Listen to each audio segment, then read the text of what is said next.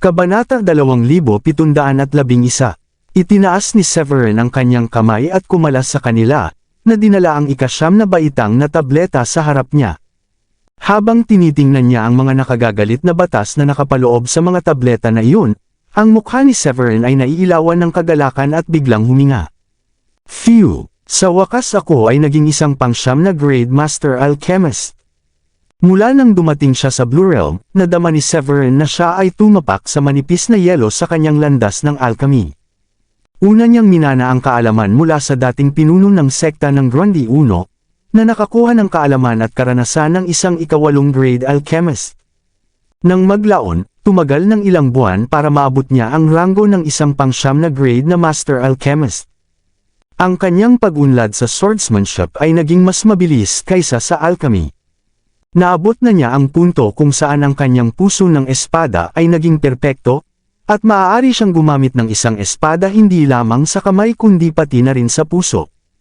Umiling-iling si Severin upang maalis ang kanyang sarili sa mga kaisipang iyon, at sa lalong madaling panahon nakuha niya ang isang tableta na itinapon niya ng diretso sa kanyang bibig. Ang kalamidad ay malapit na, at ang aking pagkamit bilang isang Supreme Paragon ay hindi pa rin hanggang sa mga pamantayan. Hindi ko masimulang mag-isip tungkol sa immortalidad pa.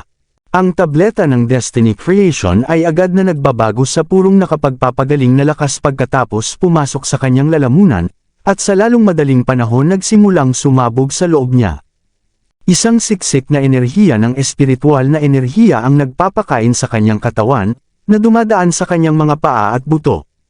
Nang ang makapangyarihang espiritual na kapangyarihan ay nakapaloob sa kanya, mabilis niyang naaktibo ang kanyang mga pamamaraan at nagsimulang magmumuni-muni sa isang posisyon na naka-cross-legged. Ang kanyang panloob na mundo ay nanginginig ng maikli at mabilis na lumawak patungo sa magulong puwang sa loob ng nakapalibot na puwang. Doon, ang gintong ilaw ay nag-radiate bilang mga gintong lotus na umusbong mula sa lupa kasama ang isang malabo ng iba pa. Ang magulong mundo ay lumawak sa lahat ng mga direksyon, na sumisira sa hangganan ng 200,000 mga domain. Kasunod ng pagpapalawak na iyon, ang aura na nakapaligid sa kanya sa panlabas na mundo ay lumakas, at huminga siya sa mayamang enerhiya na nasa paligid niya. 2 daloy ng espiritual na enerhiya na kahawig ng mga sayaw ay nagsimulang umikot sa harap ng kanyang ilong. Samantala, ang pagdurusa ay dahan-daang nawasak, at ang mga matatanda at mga alagad na Supreme Paragon ay nagsimulang mag-snap mula sa kanilang pagkalito. Ang kanyang talento ay mabaliw. Nasa kanya na siya ng pang-9 na grade na alchemist. Si Francis at ang iba pang mga alagad na nasnap at bumalik sa kanilang mga pandama at nagsuot ng mapait na ngiti sa kanilang mga mukha. Bumantong hininga si Francis at sinabing, "Hindi ko maihahambing sa kanya." Naaalala niya ang tungkol sa kung paano naging isang Supreme Paragon si Severin ng mas mababa sa 1 taon pagkatapos makarating. Ang pagdaragdag sa katotohanan na siya ay pinamamahalaang upang maging isang pang-9 na grade na Master Alchemist, isang tagumpay na napakabihirang sa loob ng buong Blue Realm.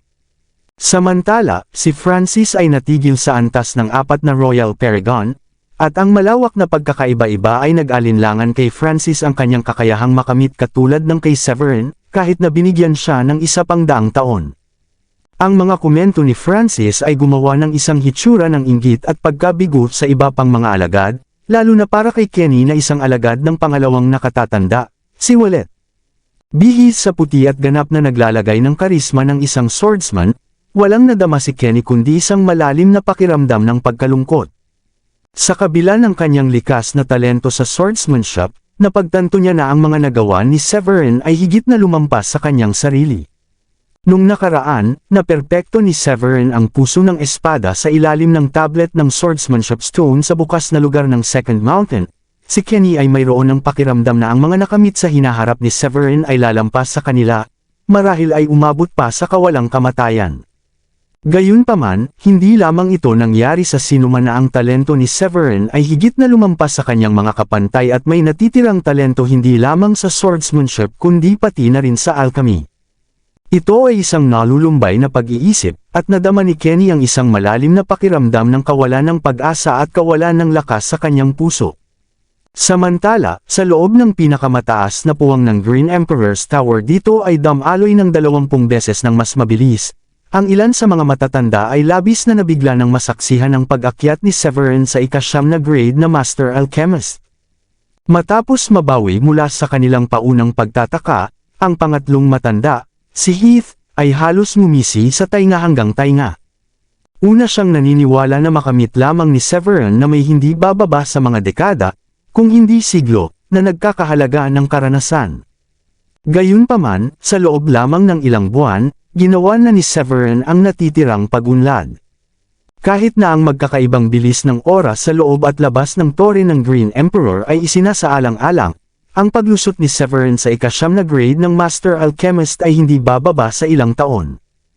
Ang talento na ipinakita ni Severin na minamahal ni Heath, at nais ni Heath na kunin si Severin dahil ang kanyang personal na kahalili ay hindi tinawag na si Adrian.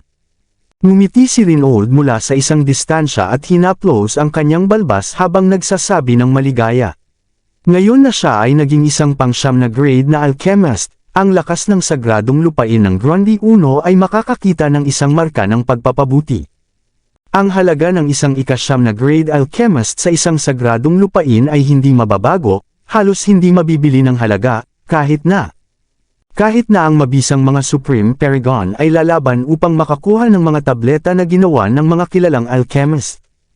Kaugnay ng salungatan sa paggawa ng tableta sa pagitan ng dalawang sagradong lupain, naniniwala si Renaud na ang kakayahan ni Severin na gumawa ng mga ika-9 na grade na tableta ay ma-excite ang marami sa mga matatanda na ika-9 na antas na mga Paragon. Ang halaga ni Severin patungo sa pagpapahusay ng pangkalahatang lakas ng sekta ng Grundy 1 ay hindi dapat ma-underestimate, kahit na siya ay hindi pa naging bihasa sa mga ika-9 na grade na tableta at maaari lamang pinuhin ang mga ika-8 grade. Ang pag-iisip ng pagpapalakas ng sekta na ginawa si Renaud na hindi kapani-pani walang masaya. Nais niyang puntahan at batiin si Severin ngunit nagpasya laban dito pagkatapos ng mabilis na pagsulyap sa lokasyon ni Severin sa pamamagitan ng kanyang banal na pandama. Si Severin ay abala sa paglilinang ng espiritual na enerhiya sa loob at malapit nang bumalik sa pag-iisa. Kahit na ang salungatan sa pagitan ng dalawang sagradong lupain ay malapit na at isang buong digmaan ang maganap, ang mga labanan hanggang ngayon ay mga menor de edad na mga laban lamang sa mga alagad ng bawat paksyon. Habang nagpapatuloy ang sitwasyon, ang buong Midland ay tila panahunan, at ang nakamamatay na hangarin ay tila sumisid sa kapaligiran sa lahat ng dako. Tulad ng sinubukan ng sagradong lupain ng Grundy 1 na palakasin ang kanilang sarili, karaniwang kaalaman na ang mga kalahati lamang ay maaaring matukoy ang mga sagradong direksyon sa hinaharap. Mga nasa antas ng 9 na mga Supreme Paragon na tulad niya lamang ang mga puwersa ng frontline sa salungatan. Kung si Daryl o Anstora ay gumawa ng isang pag-atake, kung gayon ang mga antas ni Renaud ay walang pagkakataon laban sa kanila. Inalis ni Renaud ang kanyang banal na pandama at nagpasya laban sa pag-abala sa pagsulong ni Severin. Sa ibang lugar, sa punong tanggapan ng primordial na sagradong lupain sa Midland, isang kahangahangang palasyo ang makikita na lumulutang sa itaas ng pangunahing bundok. Sa loob, si Baldwin ay natakpan sa isang makapal na itim na aura habang tinitingnan niya ang mga matatanda na sumasaklaw sa kanya. Nang maglaon, ang kanyang mga mata ay tumingin sa mga demonyo na sina Gren at Hore mula sa The Yellow Ghost Tribe na sagradong lupain at ang Evil Tribe na sagradong lupain, ayon sa pagkakabanggit. Dahil ang kanilang kamakailang alyansa, ang mga interes ng lahat ng tatlong paksyon ay naging malalim na magkakaugnay. Si Baldwin, ang Yellow Ghost Tribe, at ang Evil Tribe ay may isang karaniwang kadahilanan sa kanilang mga pamamaraan, na kung saan ay ubusin ang buhay ng ibang tao. Sa gayon sila ay nakonsign sa madilim na bahagi. Tumayo ang isang nakatatandang Supreme Paragon at sinabi kay Baldwin, "Matapos ang kalahating buwan ng pagsisiyasat, natuklasan namin na si Renaud, ang Grand Elder ng Grundy 1 na sagradong lupain, ay nagdala kay Severin sa Delhi at North Sea." Sumimangot si Gren nang malaman niya ang alyansa sa pagitan ng sagradong lupain ng Grundy 1, sa Delhi, at North Sea. Ang nakapangangilabot na demonyong aura sa paligid niya ay lumakas, at isang malakas na hangarin na nakamamatay ay napapansin. Malamig siyang sumingit, pagkatapos ay tumayo at magalang na sinabi kay Baldwin, Naniniwala ako na dapat muna tayong hamampas at dumiretso sa sagradong lupain ng Grundy Uno.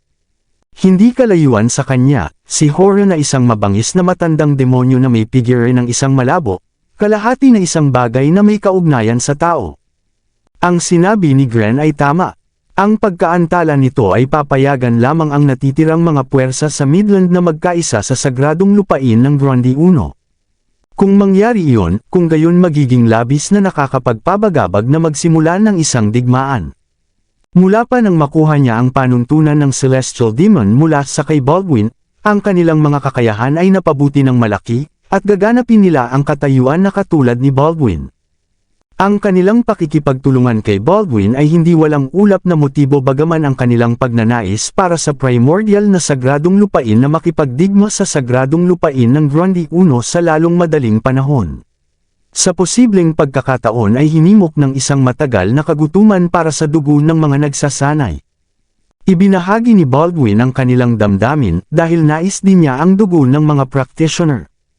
Gayunpaman, alam niya na ang kanyang kasalukuyang lakas na clone ay hindi sapat upang masira ang mga paghihigpit ng langit at lupa at pakawalan ang kanyang tunay na katawan mula sa kanyang lugar.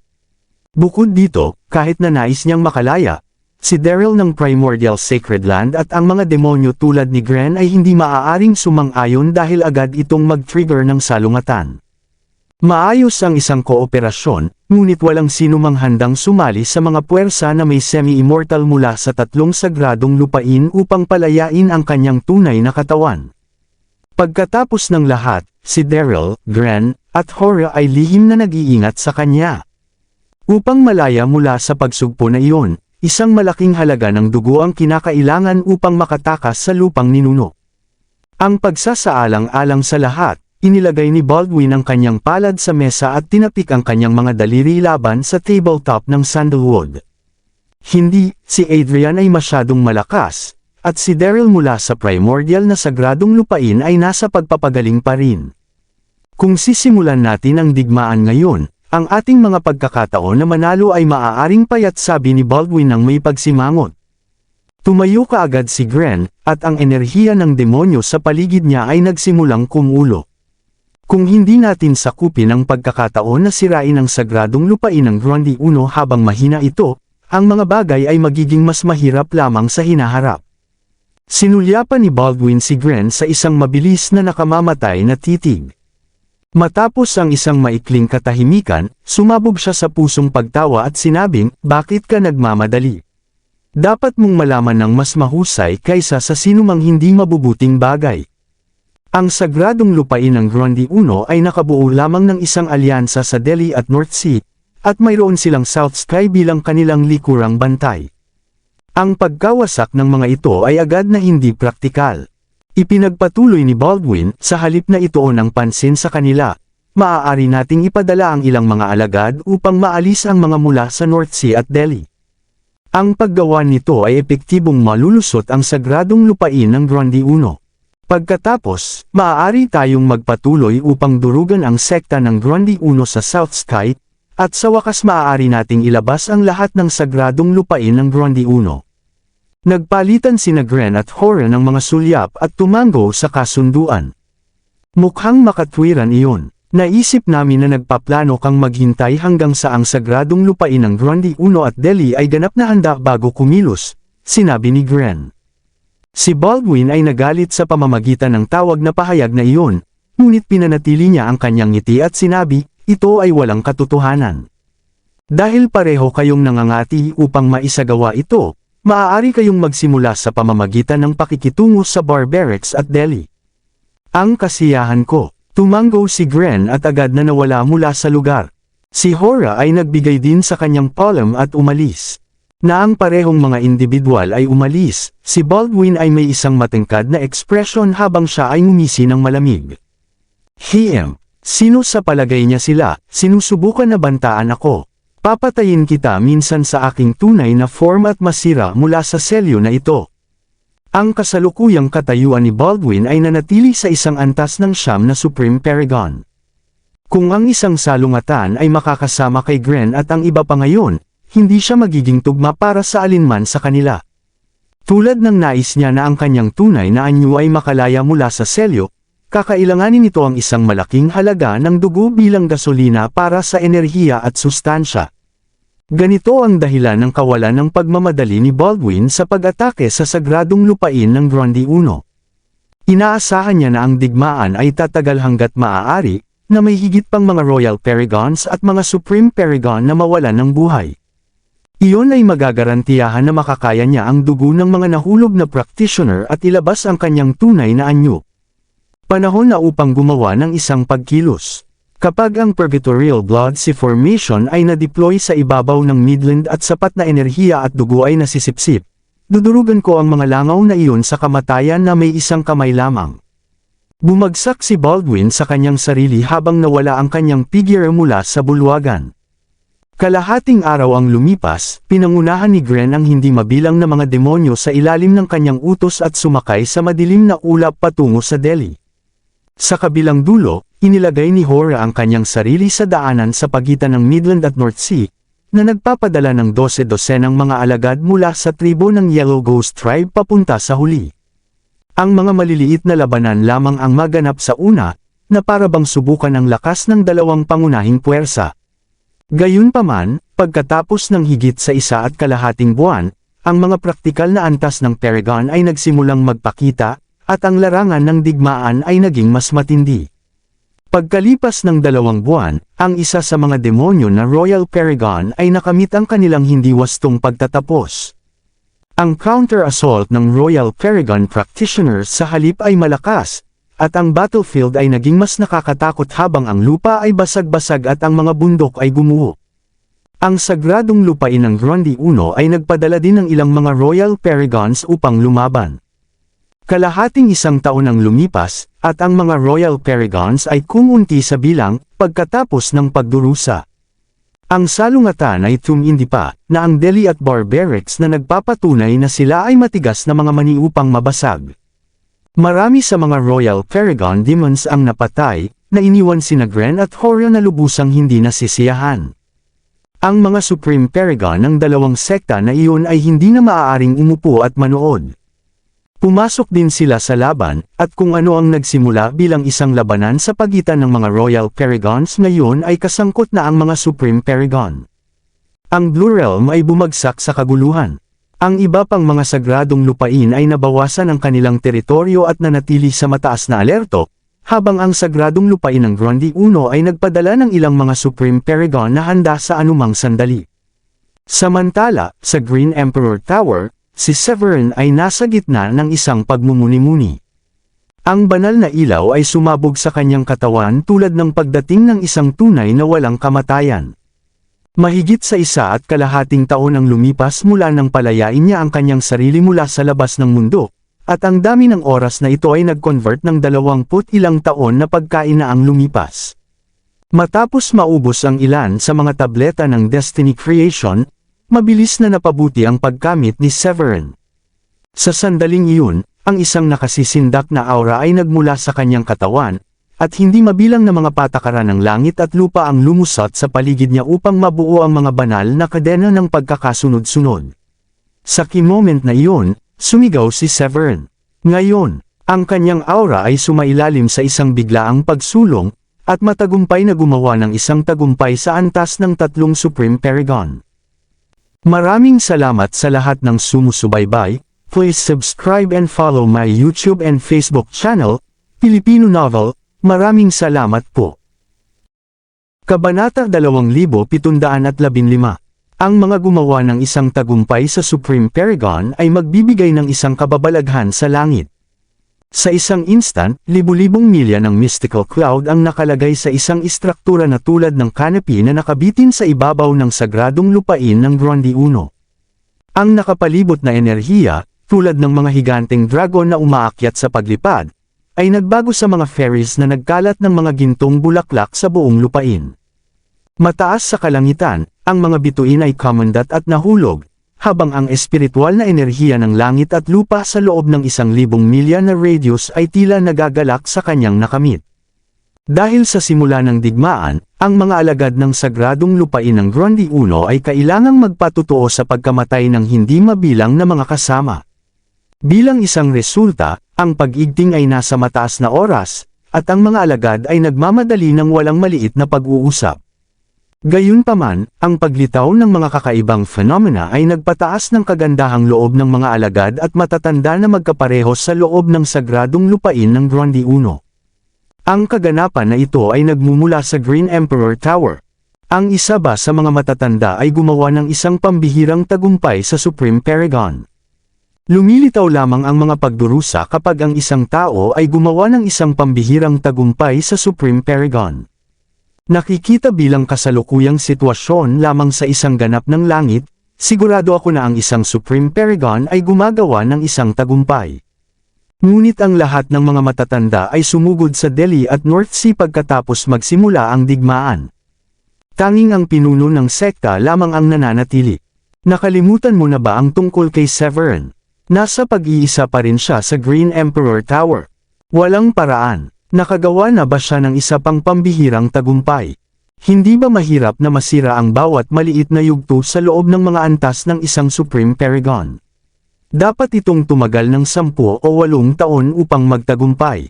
Paano niya pinamamahalaan upang makakuha ng napakabilis na tagumpay? Napakatalino niya. Ang mga ordinaryong tao na tulad natin ay hindi maihahambing sa kanya.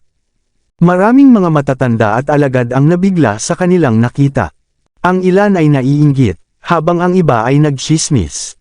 Sa gitna ng kanilang pagkabigla at pagkagulat, si Amethyst na abala sa pakikitungo sa ilang mga bagay sa unang bundok habang binabantayan ang sagradong lupain ng Grondy 1 at kung ano ang nangyayari sa Green Emperor Tower. Inilagay niya ang mga slips sa kanyang kamay at biglang tumayo siya ng isang pagsabog ng kagalakan sa kanyang mukha. Sa wakas ay gumawa ka ng isang pambihirang tagumpay. Mula nang magsimula ang digmaan, ang kanilang mga kaalyado na kung saan ay ang Delhi at North Sea ay patuloy na natalo ng mga praktikal mula sa Evil Tribe, the Yellow Ghost Tribe, at Primordial Holy Land.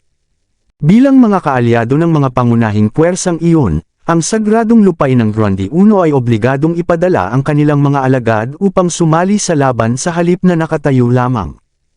Ang unang nagsimula sa mga Paragons ay natapos na may kasamang mga Paragons ng hari, at mas kamakailan lamang, ang lahat ng 5 mga Supreme Paragon ng sekta ay naipadala din. Pinangunahan ni na rin Old at Willett ang kanilang mga alagad sa Delhi upang tulungan ang mahusay na hari na si Sherman, habang si Heath at isa pang nanguna sa kanilang koponan sa North Sea upang ipagtanggol ang mga barbarics.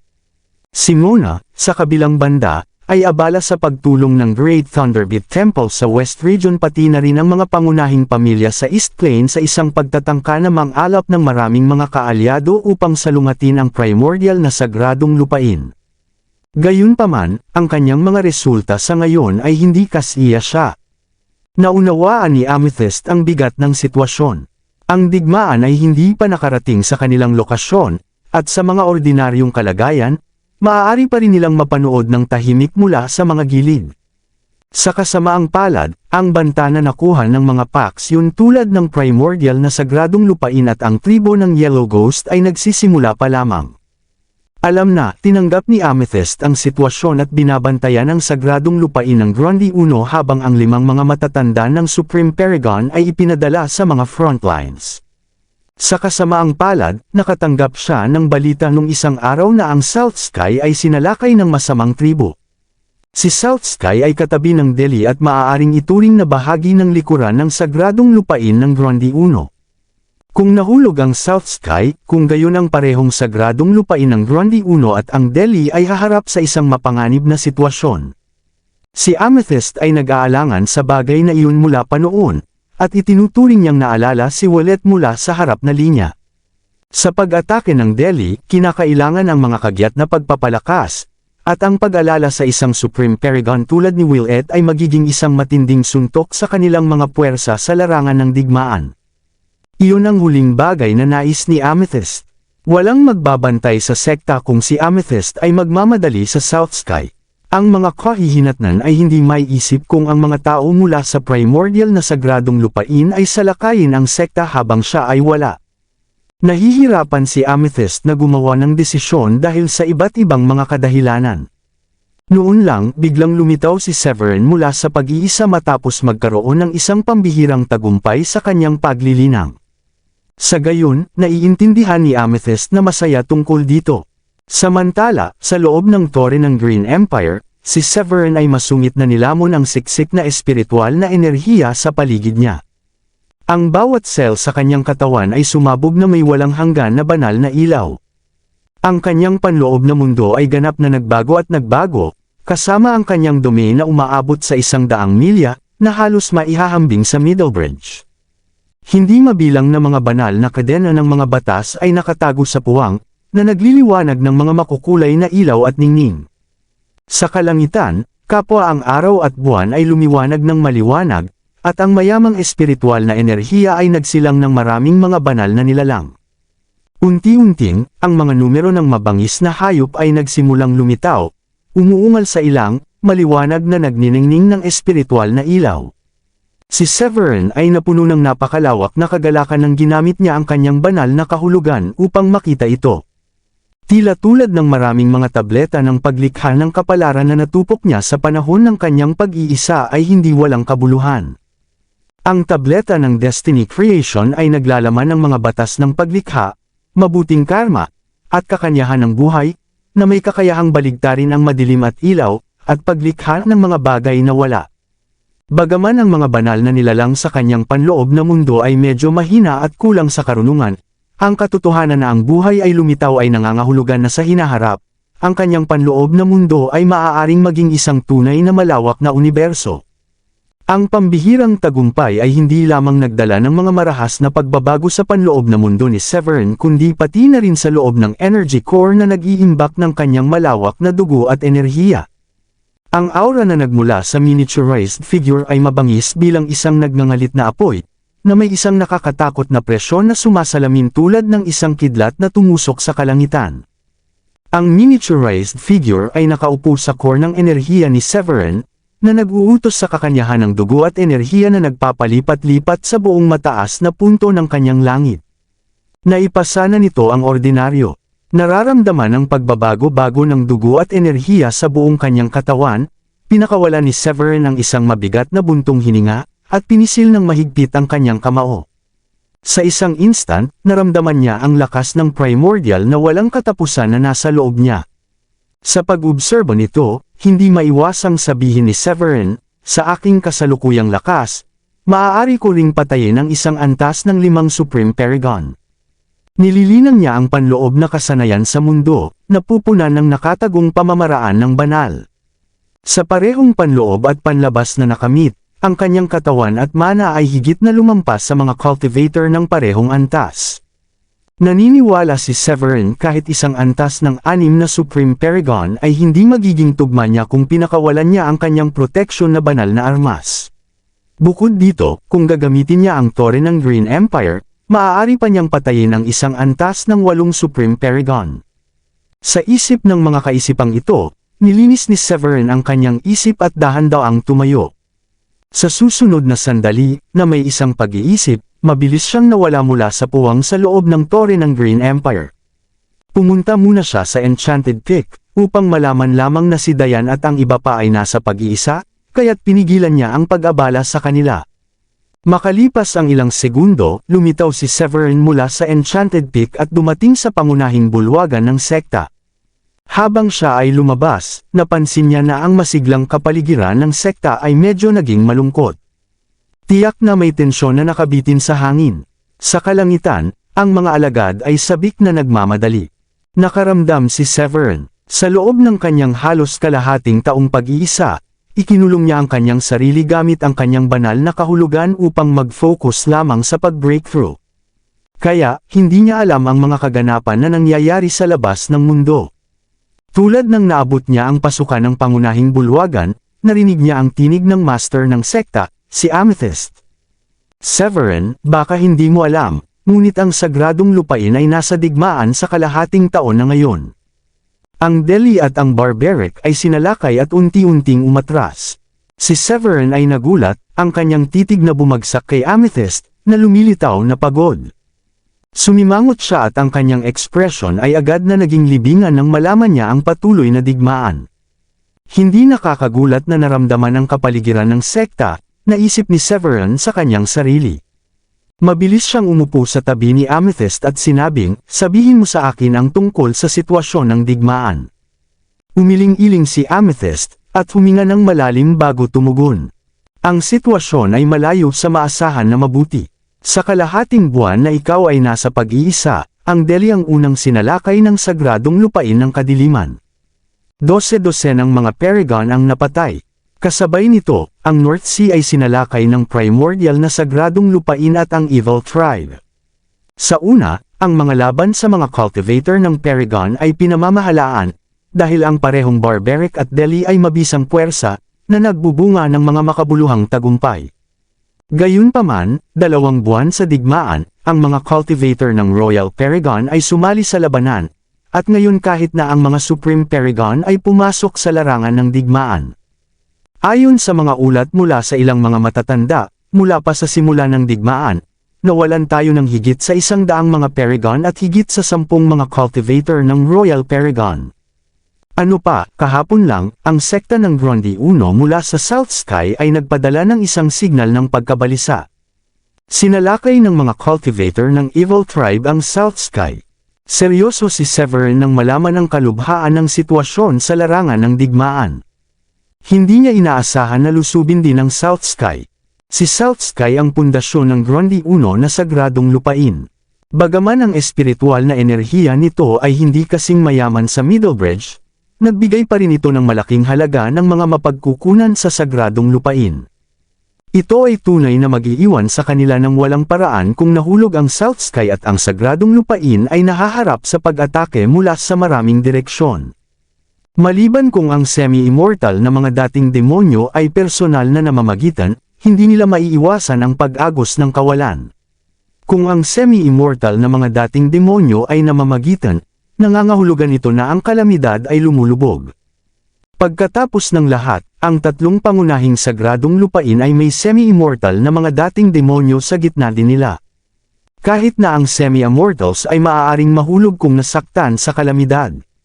Ito ang dahilan kung bakit, sa kabila ng 6 na buwan ng digmaan at maging ang paglahok ng mga Supreme Paragon, ang semi-immortals ay hindi pa nagpapakita. Sa puntong iyon, ang mga Supreme Paragon ng sekta ay nakaunat na manipis, kasama sina Reynold at Wallet sa Delhi, Heath at Cuthbert sa North Sea kasama ang Barbaric. Si Mona ay wala sa sekta din, naiwan lamang si Amethyst upang pangasiwaan ang mga bagay. Lubhang naintindihan ni Severin na hindi dapat mawala si South Sky, kaya't pinatong niya ang kanyang mga kamao at sinabing, personal kong pupunta sa South Sky upang hawakan ang kuta. Sa wakas, isang pahiwatig ng pagpapahinga ay lumitaw sa pagod na mukha ni Amethyst.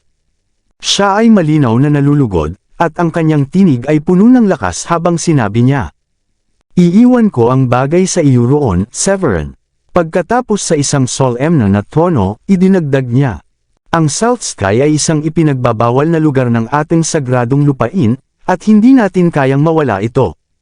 Naunawaan ito ni Severin. Tumayo siya ng bigla at nagboluntaryo. Titiyakin ko na walang cultivator ng demonyo ang papasok hanggat nasa South Sky ako. Si South Sky ay mayroong sekta ng Grundy Uno, ang kanyang dating sekta, at ang kanilang lakas ay magiging malaki kung ang lahat ng mga pangunahing puwersa ay maaaring magkaisa. Ito ay isang mahabang panahon mula nang siya ay bumalik sa South Sky mula nang dumating sa Middlebridge. Inisip ni Severin na maaari rin niyang gamitin ang pagkakataong ito upang bisitahin ang mga dating kakilala. Nakikita si Severin na napuno ng kumpiyansa, wala nang sinabi si Amethyst. Inikat niya ang kanyang kamay at nagpadala ng isang mahiwagang ilaw patungo kay Severin. Ang ilaw ay nahulog sa isang jade slip sa baywang ni Severin, na mabilis na bumubuo ng salitang, Amethyst. Ito ang aking token, sinabi ni Amethyst. Maaari mong gamitin ito upang ipatawag ang 10 Royal Paragons at 20 Paragons upang samahan ka. Tumango si Severin at agad na bumangon sa kanyang mga paa.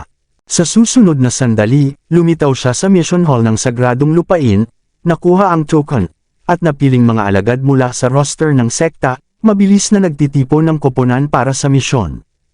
Kalahating araw ang lumipas, sa itaas ng Sagradong Lupain, tumayo si Severin gamit ang kanyang mga kamay sa likuran ng kanyang likuran sa harap ng isang barko ng kayamanan.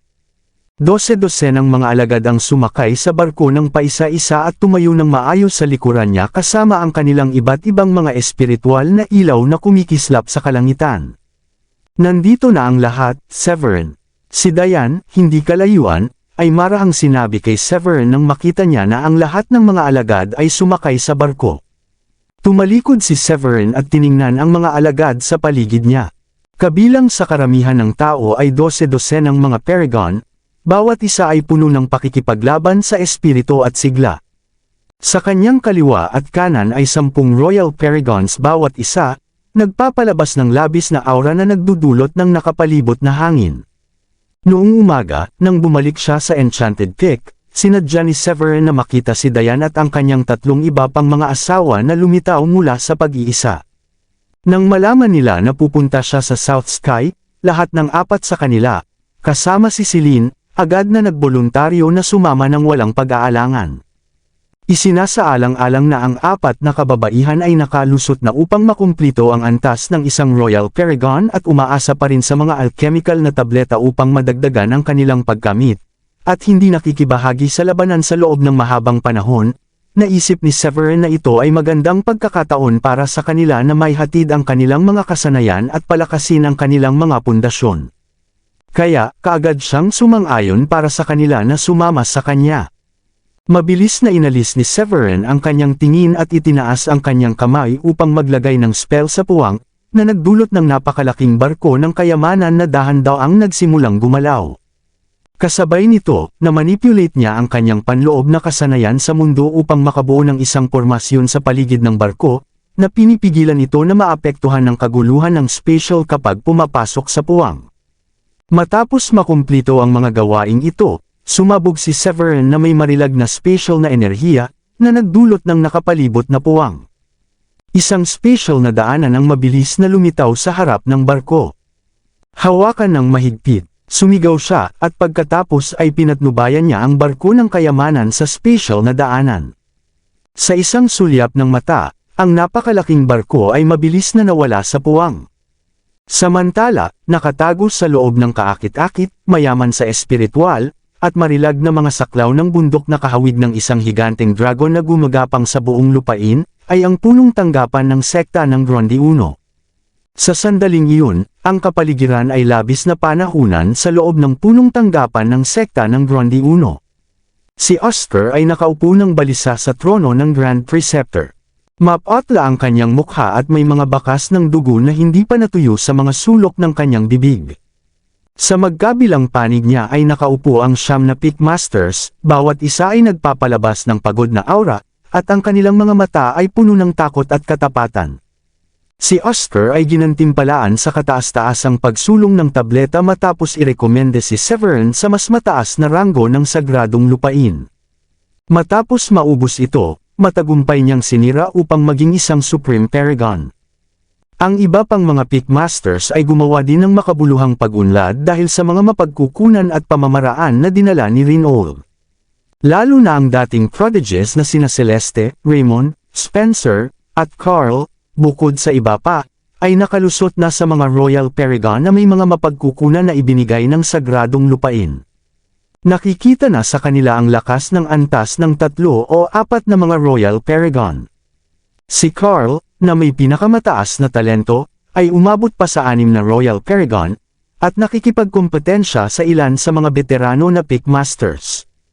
Para sa isang panahon, ang sekta ng Gronde 1 ay nagbabantay sa iba pang mga sekta sa South Sky, na pinangungunahan ang pagkakaroon nito. Gayunpaman, ang maunlad na panahon na ito ay hindi nagtagal dahil ilang araw na ang nakalilipas, isang pangunahing kaguluhan ang naganap sa South Sky. Bilang isa sa 4 na pangunahing sekta sa South Sky, ang sekta ng Dayform, matapos mapatay ang master nito na si Jason ni Rinold, ay nahulog sa kamay ng vice-master nito, si John Luca. Ang anak ni Jason na si Simeon ay pinalayas mula sa sekta at nawala ng walang bakas. Ang ilan ay nagsabing nagpunta si Simeon sa Season at Las Bonercat upang humingi ng tulong sa mga cultivator ng demonyo para sa paghihiganti. Ang iba ay nagsabing siya ay nawala sa South Sea. Bilang isang Supreme Paragon, natural na hindi interesado si Oscar sa mga bagay na ito. Gayunpaman, ilang araw na ang nakalilipas, biglang bumalik si Simeon sa South Sky na may 12-dosenang mga cultivator ng demonyo. Naglalabas siya ng kakilakilabot na demonyong aura, at ang kanyang nakamit ay umabot sa antas ng 9 na Royal Paragon. Nang bumalik siya sa South Sky, hindi sinayang ni Simeon ang oras sa pagkawasak ng buong sekta ng Dayfirm, na pinihit ang nakapalibot na lugar sa isang walang katapusang purgatorio. Ang sect master si John Luca, na nagtataglay ng nakamit ng isang antas ng 9 na Royal Paragon, ay agad na nilamon ni Simeon. Matapos makitungo sa sekta ng Dayfirm, pinangunahan ni Simeon ang pangkat ng mga cultivator ng demonyo mula sa kadiliman na sagradong lupain patungo sa sekta ng Grundy 1. Karaniwan, hindi matakot si Oscar sa isang paghaharap sa mga Royal Paragon mula pa noong siya ay isang Supreme Paragon. Gayunpaman, sa kanyang labis na sorpresa, kabilang sa mga ganitong mga cultivator ng demonyo ay mga Supreme Paragon. Malubhang nasugatan, mabilis na nagpadala si Oscar ng isang tawag sa sagradong lupain ng Grundy 1 sa Middlebridge. Kahit na ang signal ng pagkabalisa ay ipinadala kahapon, si Oscar ay kulang pa rin ng kumpiyansa. Ayon sa impormasyong natanggap niya, ang primordial na sagradong lupain kasama ang mga cultivator ng demonyo ay nakikibahagi sa mga labanan sa Delhi at North Sea. Ang mga Supreme Paragon ng sagradong lupain ay nagpupumilit na makayanan at malamang na hindi makatulong sa South Sky. Agad na bumagsak ang mood ni Oscar sa pag-iisip ng sitwasyong ito. Tumingin siya sa mga Pickmaster sa magkabilang panig at sinabi ng malubha. Ang mga Ginoo na may napipintong pagsalakay sa mga evil cultivator, tila ang tanging kurso ng pagkilos para sa atin ay upang labanan ang kamatayan. Habang nagsalita si Oscar, ang kanyang aura bilang isang Supreme Paragon ay nagnadyet ng malakas at sumasalamin sa buong bulwagan. Biglang nagbago ang ekspresyon ni Denzel nang marinig ang pagpapasya na lumaban sa kamatayan. Isang pahiwatig ng tuso ang sumabog sa kanyang mga mata. Si Raymond, na itinalaga kamakailan bilang ang Pickmaster ng 7th Mountain, ay nag-isip ng ilang sandali bago magsalita. Sect Leader Oscar, ngayon na ang sekta ng Dayfirm ay napatay at ang ating sekta ay napapalibutan ng mga cultivator ng demonyo, maaari ba tayong humiling ng tulong mula sa Pure Void Sect at Marver Sect na hindi bababa sa makapighil para sa oras hanggang sa muling pagpapanumbalik mula sa sagradong lupain? Si Celeste, ang Panginoon ng 6th Mountain, ay agad na tumayo sa pagsang-ayon na nagsasabing, kami at ang Pure Void Sect at Marver Sect ay lahat ng mga sekta ng South Sky. Tiyak na hindi lang sila tatayo sa ganitong katakot-takot na sitwasyon. Ang pag-obserba ng mga masiglang talakayan ng bagong na-promote na Royal Paragon, si Leonel, ay sumingit at nagsabi, ang Pure Void Sect at Marver Sect ay hindi gaanong kasangkot sa kanilang sarili sa digmaan na ito. Bukod dito, ang mga cultivator ng demonyo na kasalukuyang nagbabanta ay antas ng 3 Supreme Paragon. Kahit na si Oscar ay hindi ang kanilang tugma, paano maaaring baguhin ng ilang mga Royal Paragon ang kurso ng labanan? Ang Pickmaster ng Blaze Mountain, isang taong nasa gitnang may edad na may isang parisukat na mukha na kilala sa kanyang nagniningas na pag-uugali, ay hinampas ang kanyang kamay sa mesa habang nasasaksihan niya ang kaguluhan sa bulwagan. Galit na galit siya. Ano ang lahat ng iyong pag-aalsa sa isang oras na tulad nito? Ang mga cultivator ng demonyo ay nakapaligid na sa ating sekta at malapit na silang makalusot sa ating mga panlaban. Ang ating sekta ay magdurusa ng parehong kapalaran tulad ng sekta ng Dayfirm kung hindi tayo makakakuha ng solusyon sa lalong madaling panahon. Si Mel Oren, ang kanyang mukha ay namutla, at sumulyap ng labis na nasugatan na si Oscar at sinabi, Oscar, malayo pa ba ang tulong mula sa sagradong lupain? Tila na ang ating tanging pagpipilian ay ang pagtuon sa pagprotekta sa ating mga alagad hanggat maaari kapag nawasak ang sekta. Dapat nating tiyakin na mayroon silang ligtas na pagtakas upang maiwasan ang kabuoang pagkalipol. Hindi bababa sa ganoong paraan kung ang sagradong lupain ay naglulunsad ng counterattack sa hinaharap, magkakaroon pa rin tayo ng lakas upang mangibabaw sa South Sky. Si Oscar, na nakaupo sa trono ng Grand Preceptor, ay tumingin sa mga matatanda sa bulwagan na nahahati sa 2 paksyon. Nakaramdam siya ng labis at pagod. Ang isang panig ay nagsusulong para sa pakikipaglaban sa mga cultivator ng demonyo hanggang sa dumating ang tulong habang ang kabilang panig ay iminungkahi ang pag-urong at pagpapanatili ng mga alagad ng sekta habang hinihintay ang pagbabago ng sitwasyon. Alam ni Oscar ang kakilakilabot na sitwasyon na kinakaharap ng sekta ng Grundy 1. Ang sekta ay napapalibutan na ng mga cultivator ng demonyo. Gayunpaman si Simeon ay hindi ang kanilang pinakadakilang kaaway. Sa kabila ng pagiging isang antas ng siyam na Royal Paragon at pagkakaroon ng mabisang lakas pagkatapos magsagawa ng mga diskarte sa kulturang demonyo, sa mga mata ni Oscar hindi siya higit sa isang malakas na langgam. Ang lakas ng isang Supreme Paragon ay maaaring iiling ang kalangitan at lupa. Paano ito may tugma sa pamamagitan ng isang Royal Paragon lamang? Gayunpaman ang lakas ng Supreme Paragon ng Devil Cultivator ay lumampas sa sarili ni Oscar. Kahapon lamang sa kanilang maikling enkwentro si Oscar ay malubhang nasugatan ng isang pag-atake lamang mula sa kanya. Ang ganitong kapangyarihan ay walang alinlangan na nagdulot ng malaking pag-aalala sa buong sekta ng Grundy 1. Habang pinag-iisipan ni Oscar kung aling desisyon ang gagawin kung mananatili o aalis isang nakakabinging pagsabog ang biglang sumabog mula sa labas ng bulwagan. Ang proteksyon na pagbuo na sumasaklaw sa buong sekta ay nagsimulang mag-sway at kumislap ang ningning ay sumabog sa maraming alon na tila nasa gilid ng pagbagsak anumang sandali. O hindi, ang pormasyon ng proteksyon ay malapit ng bumigay.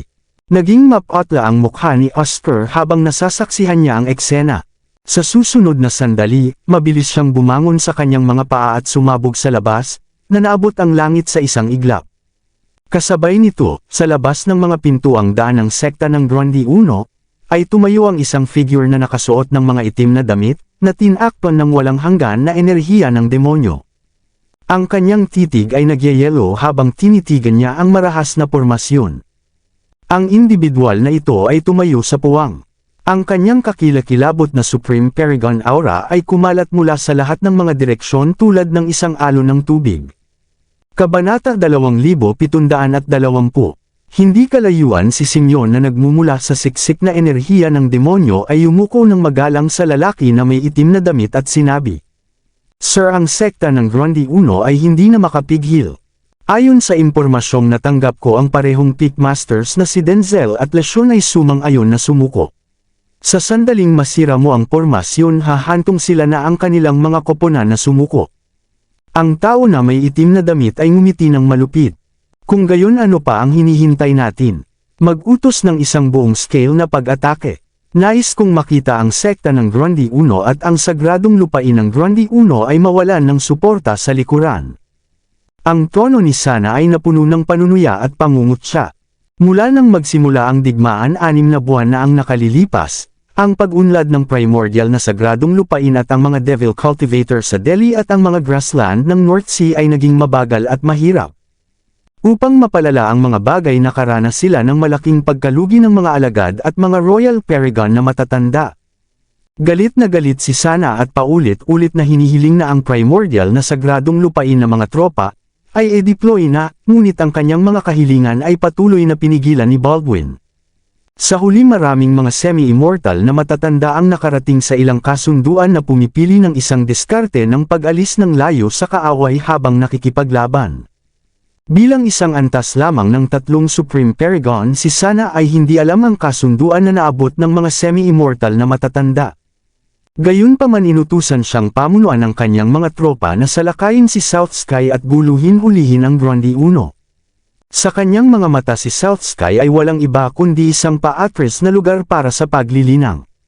Sa katunayan ang pinakamalakas na cultivator ay mayroon lamang sa isang antas ng kamakailan lamang na pambihirang tagumpay na Supreme Paragon na madali niyang mapigilan sa isang solong kamay.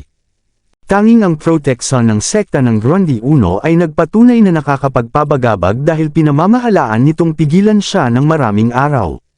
Kung hindi niya mabilis na malutas ang sitwasyon, ay maaari itong maging isang mabangis na labanan muli sa oras na dumating ang mga tulong mula sa sagradong lupain ng Grundy 1. Sa pag-iisip nito agad na hinawakan ni Sana ang kanyang kamay at sumigaw sa 12 ng mga Royal Paragon at daan-daang mga alagad ng Paragon sa paligid niya. "Sundan ninyo ako at sumugod patungo sa sekta ng Grundy 1. Pinangunahan ni Simeon ang pagsalakay, ang kanyang demonyong enerhiya ay tumaas at lumusot sa malinaw na kalangitan para sa milya sa paligid.